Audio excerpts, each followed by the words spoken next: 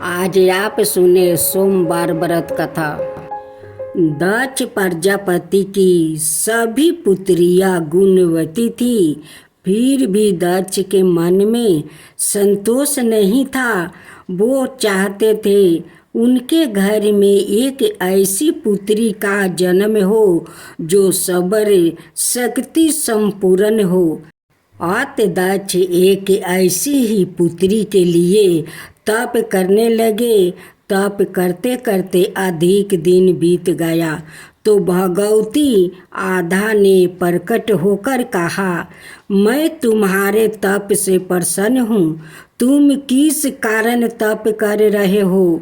दक्ष ने तप करने का कारण बताया तो माँ बोली, मैं सवाए पुत्री रूप में तुम्हारे यहाँ जन्म धारण करूँगी। मेरा नाम होगा सती। मैं सती के रूप में जन्म लेकर अपनी लीलाओं का विस्तार करूँगी।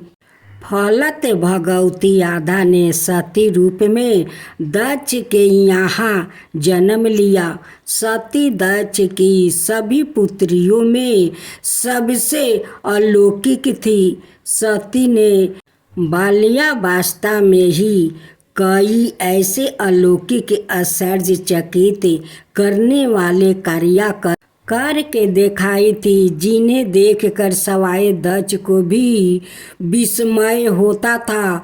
जब सती विवाह योग्य हो गई तो दक्ष को उनके लिए वर की चिंता होने लगी। उन्होंने ब्रह्मा जी से इस विषय में विचार किया। ब्रह्मा जी ने कहा, सती आधा की अवतार है, आधा आदि शक्ति और शिव आदि पुरुष है। अत सती के विवाह के लिए शिव ही योग्य और उचित वर है। दक्ष ने ब्रह्मा जी की बात मानकर सती का विवाह भगवान शिव के साथ करवा दिया। सती कैलाश पर जाकर भगवान शिव के साथ रहने लगी। भगवान शिव के दक्ष के दामाद थे, किंतु किसी वजह से दक्ष के हृदय में भगवान शिव के प्रति वैर और विरोध भाव पैदा हो गया। एक बार देवलोक में ब्रह्मा ने धर्म के निरूपण के लिए एक सभा का आयोजन किया था। सभी बड़े बड़े देवताओं सभा में एकत्र हुआ। भगवान शिव भी इस सभा में बैठे थे। सभा मंडल में दक्ष का आगमन हुआ। दक्ष के आगमन पर सभी देवता उठ कर खड़े हो गया, पर भगवान शिव खड़े नहीं हुए। उन्होंने दक्ष को प्रणाम भी नहीं किया। फलत दक्ष ने अपमान का अनुभव किया। केवल यही नहीं, उनके हृदय में भगवान शिव के प्रति ईर्ष्या की आग जल उठी। वो उनसे बदला लेने के लिए समय और अवसर की प्रतीक्षा करने लगे। एक बार सती और शिव कैलाश पर बैठे हुए परस्पर वार्तालाप कर रहे थे। उसी समय आकाश मार्ग से कई विमान कनखल की ओर जाते हुए दिखाई पड़े। सती ने उन विमानों को देखकर भगवान शिव से पूछा, प्रभु, यह सभी विमान किसके हैं और कहाँ जा रहे हैं? भगवान शंकर ने उत्तर दिया, आपके पिता ने बड़े यज्ञ का आयोजन किया है। समस्त देवता और देवगणों इन विमानों में बैठकर उसी यज्ञ में सम्मिलित होने के लिए जा रहे हैं। इस पर सती ने दूसरा प्रश्न किया, क्या मेरे पिता ने आपको यज्ञ में सम्मिलित होने के लिए नहीं बुलाया? भगवान शंकर ने उत्तर दिया, आपके पिता मुझसे बैर रखते हैं, फिर वो मुझे क्यों बुलाएंगे? सती मन ही मन सोचने लगी। फिर बोली, जग के इस अवसर पर अवश्य मेरी सभी बहनें आएगी। उनसे मिले हुए बहुत दिन हो गया। यदि आपकी अनुमति हो तो मैं भी अपना पिता के घर जाना चाहती हूँ। जग में सम्मिलित हो लूँगी और बहनों से भी मिलने का अवसर मिलेगा। भगवान शिव ने उत्तर दिया, इस समय वहाँ जाना उचित नहीं होगा। आपके पिता मुझसे बैर रखते हैं। हो सकता है वो आपका भी अपमान करे। बिना बुलाए किसी के घर जाना उचित नहीं होता है। इस पर सती ने प्रश्न किया, ऐसा क्यों? भगवान शिव ने उत्तर दिया, विवाहित लड़कियां को बिना बुलाए पिता के घर नहीं जाना चाहिए, क्योंकि विवाह हो जाने पर लड़की अपने पति की हो जाती है। पिता के घर से उसका संबंध टूट जाता है। लेकिन सती बिहार जाने के लिए हड करती रही। अपनी बात पर बात दोहराती रही। उनकी इच्छा देखकर भगवान शिव ने पीहर जाने की अनुमति दे दिया। उनके साथ अपना एक गण भी साथ में भेज दिया। उस गण का नाम वीरभद्रा था। सती वीरभद्रा के साथ अपने पिता के घर गई। घर में सती से किसी ने भी प्रेम पूर्वक वार्तालाप नहीं किया। दक्ष ने उन्हें देखकर कहा, तुम क्या यहाँ मेरा अपमान करने आई हो? अपनी बहनों को तो देखो, किस प्रकार भांति भांति के अलंकारों और सुंदर वस्तुओं से सुजीत है। तुम्हारे शरीर पर मात्रा बगंबर है। तुम्हारा पति शमशानवासी और भूतों का नायक है। वो तुम्हें बगंबर छोड़कर और पहनाना ही क्या सकता है। दक्ष के कथन से सती के हृदय में पश्चाताप का सागर उमड़ पड़ा। वो सोचने लगी, उन्होंने यहाँ आकर अच्छा नहीं किया। भगवान ठीक ही कह रहे थे, बिना बुलाए पिता के घर भी नहीं जाना चाहिए। पर अब क्या हो सकता, अब तो आ ही गई हूँ। पिता के खटू और अपमानजनक शब्द सुनकर भी सती मौन रही। वो उस जग मंडल में गई जहाँ सभी देवता और ऋषि मुनि बैठे थे और जग कुंड में धूंध धूंध करती जलती हुई अग्नि में आहुतियाँ डाली जा रही थी। सती ने जग मंडल में सभी देवताओं के तो भाग देखे, किंतु भगवान शिव का भाग नहीं देखा। वो भगवान शिव का भाग ना देख कर अपने पिता से बोली, पिता श्रेष्ठ, जग में तो सबके भाग दिखाई पड़ रहे हैं, किंतु कैलाशपति का भाग नहीं है। आपने उनका भाग क्यों नहीं रखा? दक्ष ने गर्व से उत्तर दिया, मैं तुम्हारे पति शिव को देवता नहीं समझता। वो तो भूतों का स्वामी नगन रहने वाला है और हड्डियों की माला धारण करने वाला है। वो देवताओं की पंचित में बैठने योग्य नहीं है। उसे कौन भाग देगा?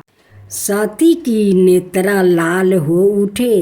उनका मुख मंडल प्रलय के सूर्य की भांति तेजो दीपित हो उठा। उन्होंने पीड़ा से तिल मिलाते हुए कहा, आहो, मैं इन शब्दों को कैसे सुन रही हूँ? मुझे धिक्कार है। देवताओं, तुम्हें भी धिक्कार है। तुम भी उन कैलाशपति के लिए इन शब्दों को कैसे सुन रहे हो जो मंडल के प्रतीक है और जो क्षण मंत्र में संपूर्ण दृष्टि को नाश करने की शक्ति रखते हैं। वो मेरे स्वामी है। नारी के लिए उसका पति ही सौगर होता है। जो नारी अपने पति के लिए अपमानजनक शब्दों को सुनती है उसे नरक में जाना पड़ता है। पृथ्वी सुनो, आकाश सुनो और देवताओं तुम भी सुनो। मेरे पिता ने मेरे स्वामी का अपमान किया है। मैं अब एक क्षण भी जीवित रहना नहीं चाहती। सती अपने कथन को समाप्त करती हुई जग के कुंड में कूद पड़ी। जलती हुई आहुतिया के साथ उनका शरीर भी जलने लगा। जग मंडप में खलबली पैदा हो गई। हाहाकार मच गया। देवता उठकर खड़े हो गया। वीरभद्र क्रोध से कांप उठे। वो उछल उछल कर जग का विधिवास करने लगे। जग मंडप में भाग दौड़ मच गया। देवता और ऋषि मुनि भागे भागे खड़े हुए। वीरभद्र ने देखते ही देखते दक्ष का मस्तक काट कर फेंक दिया। समाचार भगवान शिव के कानों में भी पारा। वो प्रचंड आंधी की भांति कनखल जा पहुँचे। सती के जले हुए शरीर को देखकर भगवान शिव ने अपने आप को भूल गया। सती की प्रेम और उनकी भक्ति ने शंकर के मन को व्याकुल कर दिया। जिन्होंने काम पर भी विजय प्राप्ति की थी और जो सारी सृष्टि को नष्ट करने की क्षमता रखते थे वो सती के प्रेम में खो गया, बेसुध हो गया। भगवान शिव ने जनमत की भांति सती के जले हुए शरीर को कंधे पर रख लिया। वो सभी दिशाओं में भ्रमण करने लगे। शिव और सती के इस अलौकिक प्रेम को देखकर पृथ्वी रुक गई, हवा रुक गई, जल का प्रभाव ठहर गया और रुक गई देवताओं की सांसें। सृष्टि व्याकुल हो उठी। सृष्टि के प्राणी पुकारने लगे, तराही मम्मे, तराही मम्मे। भयानक संकट उपस्थित देखकर सृष्टि के पालक भगवान विष्णु आगे बढ़े। वो भगवान शिव की बेसुधी में अपने चक्र से सती के एक एक अंग को काट काट कर गिराने लगे। धरती पर 51 स्थानों में सती के अंग कट कट कर गिरे। जब सती के सारे अंग कट कर गिर गया तो भगवान शिव पुनः अपने आप में आ गया। जब वो अपने आप में आया तो पुनः सृष्टि के सारे कार्य चलने लगा। धरती पर जिन 51 स्थानों में सती के अंग काट काट कर गिरे थे वही स्थान आज शक्तिपीठ माने जाते हैं। आज भी उन स्थानों में शक्ति का पूजन होता है, उपासना होती है, ध्यान साधना। शिव और सती का प्रेम, शिव और सती के प्रेम ने उन्हें अमर और बंधनिया बना दिया है। बाद में सती के विरह में शंकर जी की दयनीय दशा हो गई। वो हर पल सती का ही ध्यान करते रहते और उन्हीं की चर्चा में व्यस्त रहते। उधर सती ने भी शरीर का त्याग करते समय संकल्प किया था कि मैं राजा हिमलाय के यहाँ जन्म लेकर शंकर जी की अर्धढंगनी बनूं। जय शिवा ओमकारा प्रभु हरे शिवा ओमकारा ब्रह्मा विष्णु सदा शिव अर्धंगिनी धारा। ओम जय शिवा ओमकारा एकानन चतुरानन पंचानन राजे शिव पंचानन राजे हंसासन गरुड़ासन विषवाहन साजे। ओम जय शिवा ओमकारा दो भुज चार चतुर भुज दस भुज अति सोहे तीनों रूप निरखता त्रिभुवन जन मोहे। ओम जय शिवा ओमकारा अक्षर माला बने माला मंदी माला तारी चंदन मृग मद सोहे बोले सुभिकारी। ओम जय शिवा ओमकारा श्वेतांबर पीतांबर बागंबर अंगे सनकादिक बरे मादिकी भूतादिकी संगे। ओम जय शिवा ओमकारा करके मध्यम कमंडल चक्र त्रिशूल धरता जग करता जग भरता जग पालन करता। ओम जय शिवा ओमकारा ब्रह्मा विष्णु सदा शिव जानते अविवेका प्राण बचर के मध्यम याहे तीनों एका।